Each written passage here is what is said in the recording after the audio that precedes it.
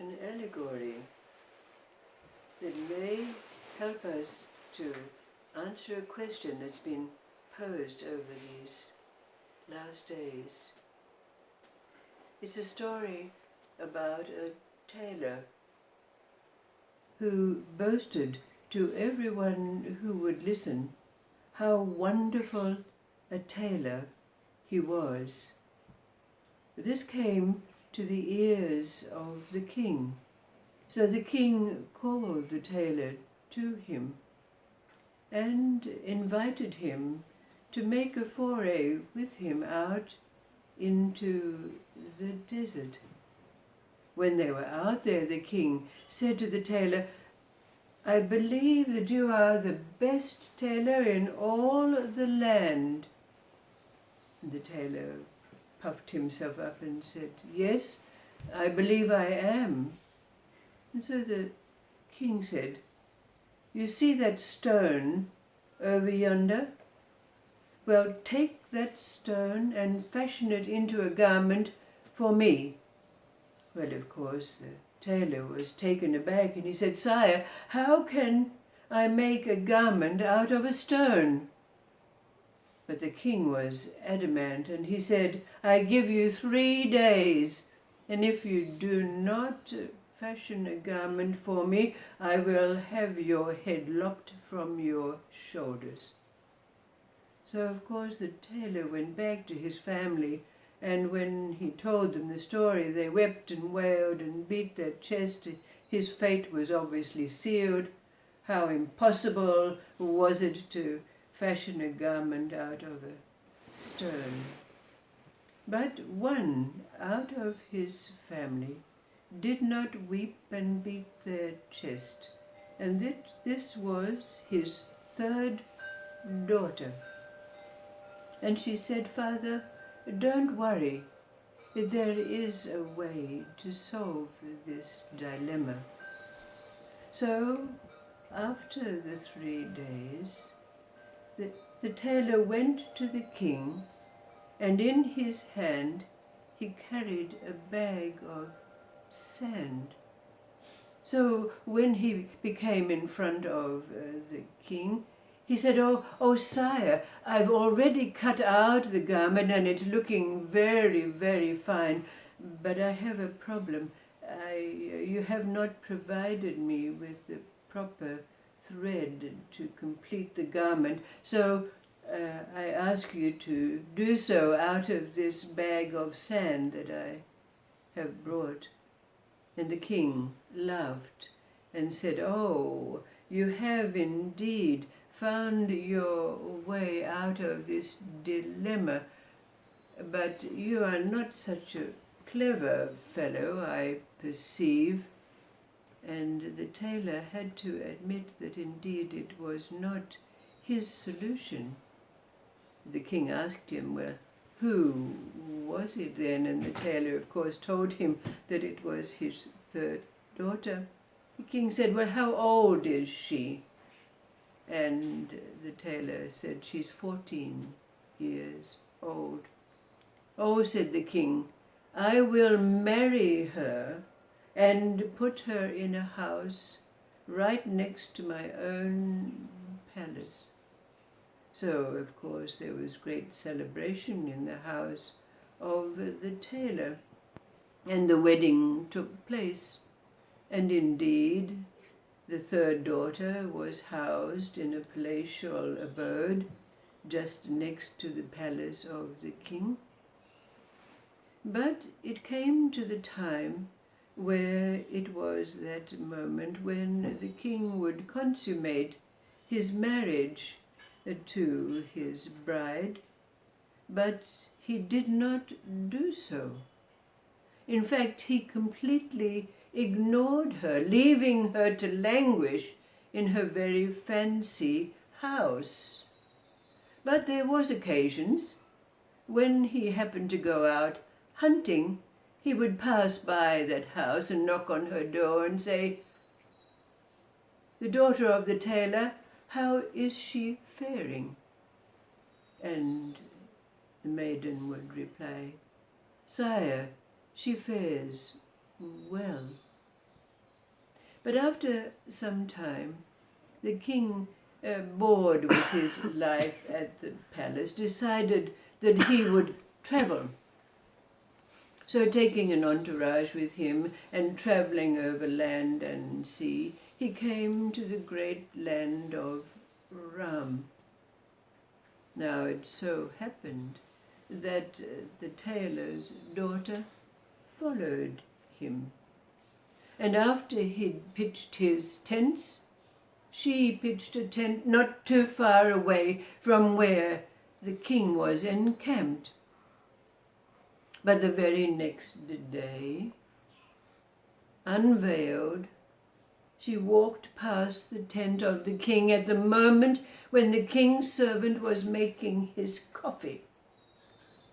And he was so astounded by the beauty of this maiden passing that he put salt in the king's coffee instead of sugar. So, of course, this would bring great punishment down on his head, but the servant advised, "Oh, sire, it was because I saw this beautiful maiden passing by that I mistook the salt for the sugar." So, of course, this piqued the king's interest. Who could this beautiful maiden be?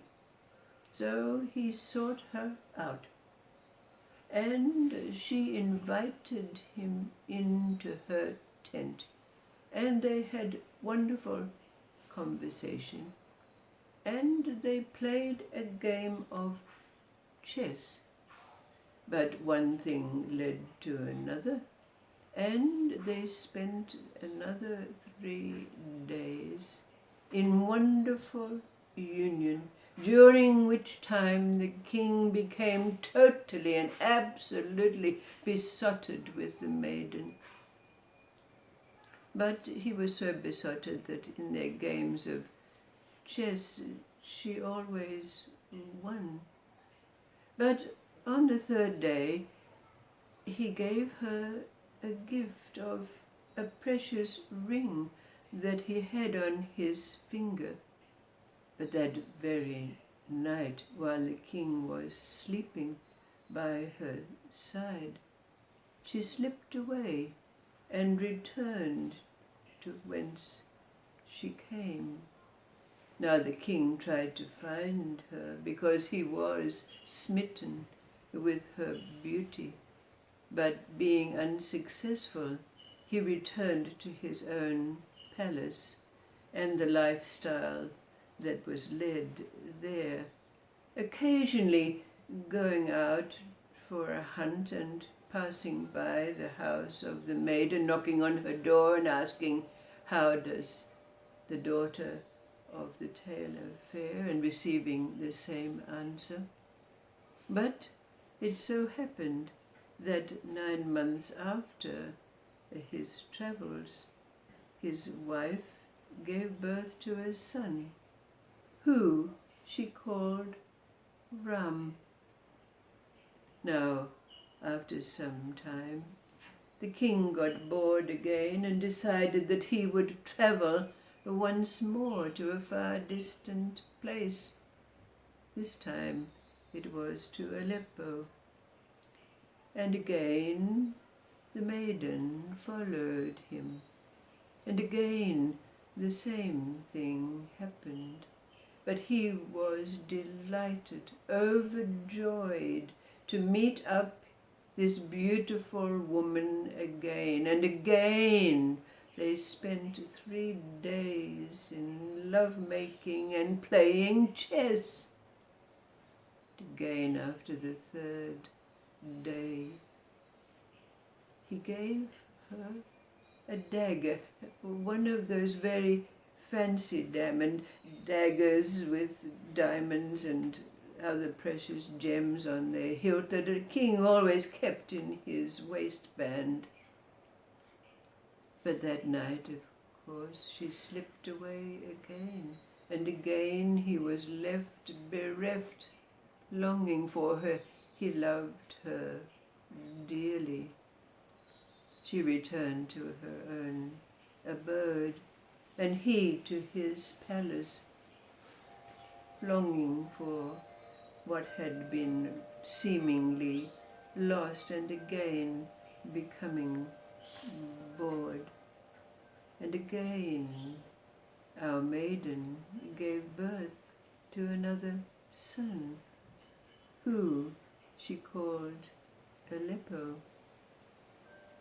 But again, after some time, the king, being bored with that life and languishing, decided to go on more travels, and this he did. And this time he went to the great place of Alexandra, and again his wife followed him. And again, when the king was reunited with her, he was overjoyed. And again they spent those wonderful days together, love-making and playing chess. Again, on the third evening, the king gave to her the kerchief, the bandana that he always carried with him. And again, on the third night, though, this time, the king decided that he would stay awake.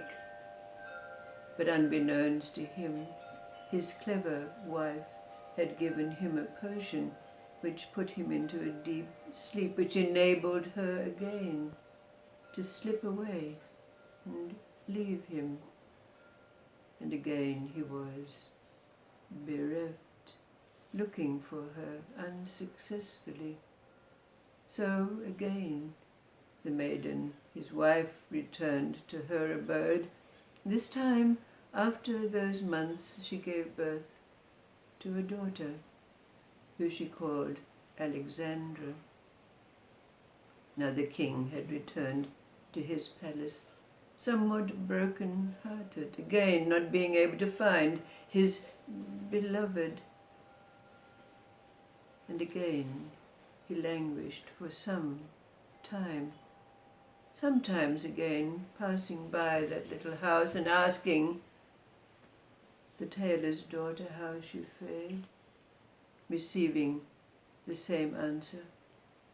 But after 7 years, the king felt that all was lost. He would not be able to find his beloved again, so he decided to find another bride. So he chose a princess from another realm, and the wedding arrangements were made. But on the day the wedding was to take place, the tailor's daughter called her children to her, giving her eldest son, Ram, the ring that had been given to her, the second son, Aleppo, taking the dagger with the bejeweled hilt, and the daughter, Alexandra, wearing the bandana, the handkerchief, on her head. She arrayed her children on the steps of the king's palace. When he arrived to await his said-to-be bride, he saw these 3 children on the stairs, and he could not help but notice that one was wearing his ring, another had his dagger in his belt, and the girl was wearing his very own kerchief. The king asked, "Who are you, and where do you come from?" But the children merely asked him to accompany them, and they guided him back to the house in which their mother lived, when the king was invited in, there seated in that house, but now veiled, was the woman they said was their mother. When she removed her veil, the king was overjoyed to see the one who he loved and who was, it is now found, was the mother of his children. Immediately, the princess who he was to wed was sent back to where she had come from. And we know the rest of this story. The king, his queen, and his children lived and reigned in harmony for the rest of their days.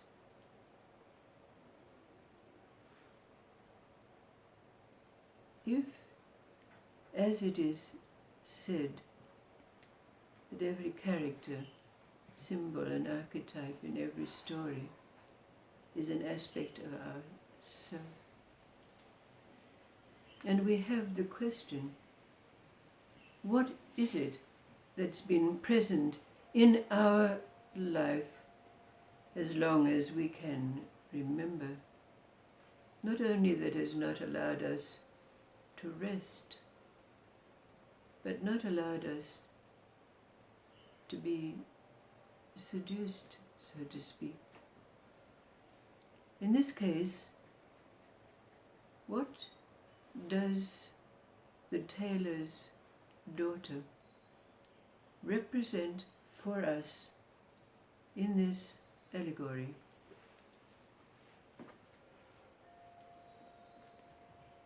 Our higher self.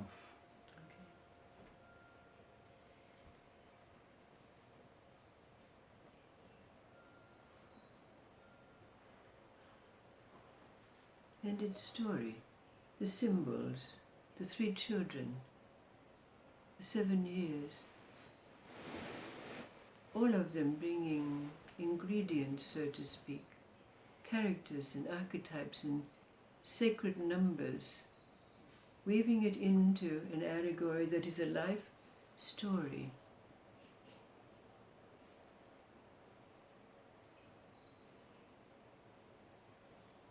Can you too relate and depict what these characters and archetypes and numbers mean? Not only being able to recognize what the tailor's daughter represented,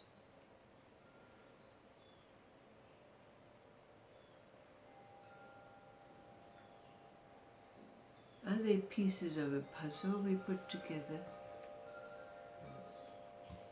Or are they just an unfolding story of events in a life that bring us to a place where we can recognize,